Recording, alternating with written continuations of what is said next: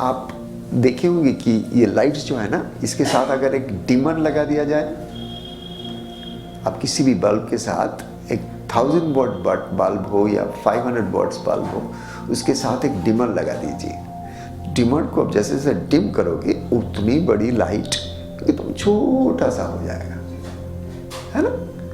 तो डिमर क्या करती है, उसकी सारी जो लाइट एमिशन की जो पावर है उसको डिम कर देती है। ठीक वैसा ही अगर आप ध्यान से देखें तो हमारे अंदर ये जो शक्ति ईश्वर ने दे रखा है, जब हम इस शक्ति को ठीक ठीक उपयोग में नहीं डालते, जब हम ठीक ठीक व्यवहार नहीं करते, उसको हम और बढ़ाने की जगह उसको कमाते जाते हैं, तो क्या होते हैं, वो शक्ति और हमारे पास नहीं होती है।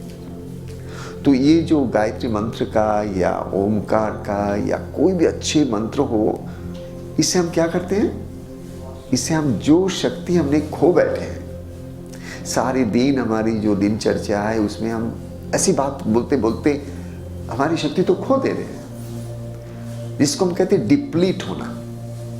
तो हमारे अंदर डिप्लीशन हो रहा है, क्योंकि आप कहेंगे कि हम गृहस्थ हैं, हम गृहस्थ में कितने काम धाम करना पड़ता है, कितनी बातें करना पड़ता है, ये तो करना ही पड़ेगा, करना तो पड़ेगा। लेकिन अब मत भूलिए कि you are depleting your energy. The more you talk and the more worldly talks you talk, even in order to sustain your worldly existence, don't forget, you are basically depleting your reservoir of energy. Whatever is given to you, you are using it up. Bank में अगर आपके पास 10,000 रुपया हो और आप अगर check लिख के बार बार उससे उठा रहे हो, तो अब मत भूलना, आपको तो बैंक पैसा दे रहा है, लेकिन पैसा तब तक देगा जब तक बैंक में आपके डिपॉजिट में क्रेडिट बैलेंस रहेंगे। वो क्रेडिट अगर कभी डेबिट हो जाए तो क्या बैंक आपको पैसा देगा?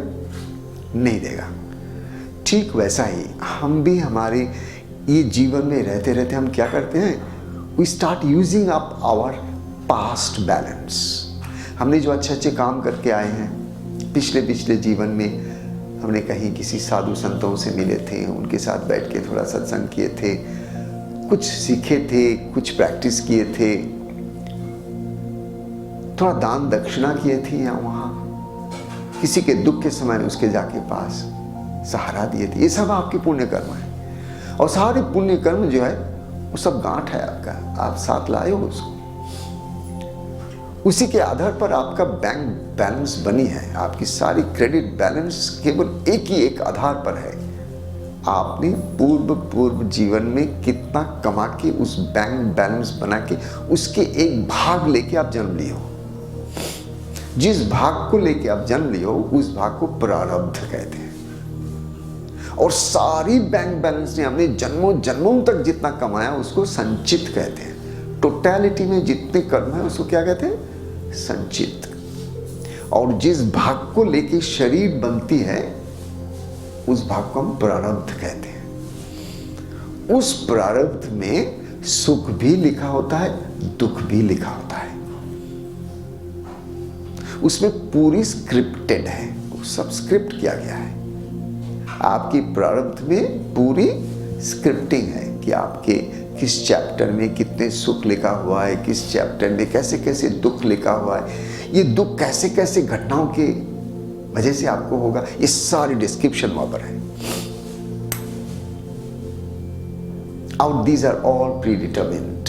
अगर प्री डिटर्मिन नहीं है तो ऐसा कैसा हो सकता है? कभी कभी आप किसी ऐसे अच्छे ठीक ज्योतिष के पास अगर पहुंचो तो, जो बाजारी ज्योतिष की बात मैं नहीं कर रहा हूं, मान लो कि आपने किसी ऐसे संत जैसे कोई ज्योतिष के पास पहुंचे और वो अच्छे गणित जानते हैं, वो अगर ठीक आपका जन्म कुंडलिनी बनाया और ठीक उसने रीड किया तो बिल्कुल बता सकते हैं कि आज से 10 साल बाद आपको क्या होगा, 10 दिन बाद क्या होगा। प्रश्न मेरे पास इतना ही आता है, अगर ये प्रीस्क्रिप्टेड नहीं है तो 10 साल के बाद जो घटना घटेगा, अगर घटा तो कैसा घट सकता है यदि वो प्रीस्क्रिप्टेड नहीं है तो। This is a simple logic I'm asking. If somebody is able to predict what is going to be true 10 years ahead, then if it is not prescripted, what is he reading? वो कुंडली बना के वो क्या read, कैसी गणित वो कर रहे हैं, क्या गणित कर रहे हैं? गणित तो वही कर रहे हैं जो उस गणित में लिखा हुआ है। गणित का फल जो लिखा हुआ है वही तो बोल रहे हैं। तो हमारी ये सारी जो डिप्लीशन हो रहा है, हम ना भूलें कि हम जो कमा के आए हैं उसी से हम खा रहे हैं। कोई हमें दान दक्षिणा नहीं कर रहे हैं। याद रखना, कोई अगर आपको पल भर के लिए भी सुख दे के जाए तो ऐसा नहीं सोचना कि वो व्यक्ति आपको सुख दिया है।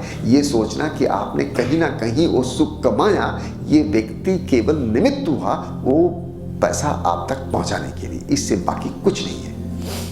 हो सकता है कि दोबारा उस व्यक्ति से आपका देखना भी ना हो, मिलना भी ना हो, वो केवल डिलीवरी करने आए थे। ठीक वैसा ही अगर आप गहराई से सोचें, जीवन में ऐसा कितने करना होगा जहां पर आप पाएंगे कि कोई ना कोई ऐसे आपको मिल जाएगा जो अनायास आपको आपके जीवन में आएगा और ऐसे दुख दे के चले जाएगा कि आप कभी सोच भी नहीं सकते हो कि something like this could happen. That means my point is this कि we basically earn our happiness and we basically pay for what we have done in the past through our unhappiness and miseries. But both ways, ये दो तरफ अगर ठीक ठीक से विचार करके देखा जाए, it has nothing to do with reward, it has nothing to do with punishment.